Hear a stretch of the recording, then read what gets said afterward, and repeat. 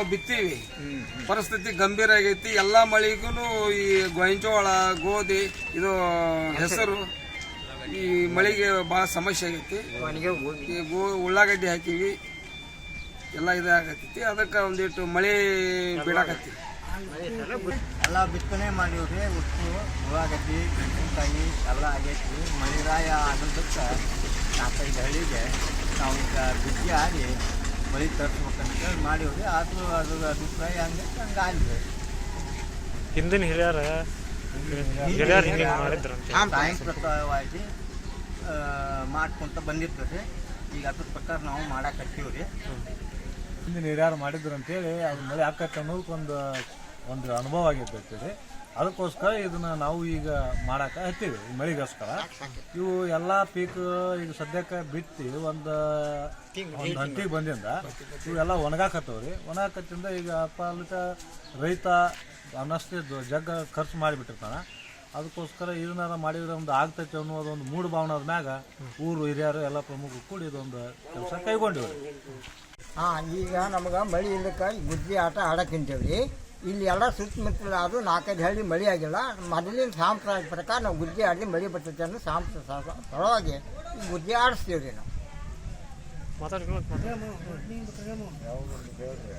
ನಮ್ದು ಕರ್ಮಡಿ ರೋಣ ತಾಲೂಕು, ಗದಗ ಜಿಲ್ಲಾ ರೋಣ ತಾಲೂಕು ಕರ್ಮಡಿ ಗ್ರಾಮದಾಗ 4 ಹಳ್ಳಿ ಅಸೂಟಿ, ಕರ್ಮಡಿ, ಮಾಳವಾಡ ಈ 4 ಹಳ್ಳಿಗೆ ಮಳೆ ಇಲ್ಲಕ್ಕೆ ನಾವು ಇದನ್ನು ಕೈಕೊಂಡಿದ್ದೇವೆ. ಅಷ್ಟೇ ಮಾತಾಡೋದು ಇದು.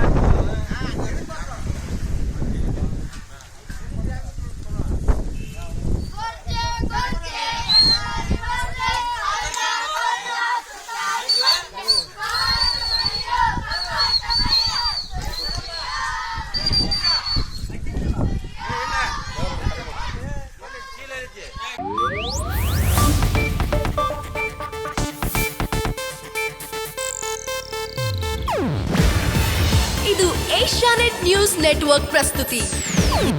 ನೀವು ನೋಡ್ತಿದ್ದೀರಾ ಏಷ್ಯಾನೆಟ್ ಸುವರ್ಣ ನ್ಯೂಸ್.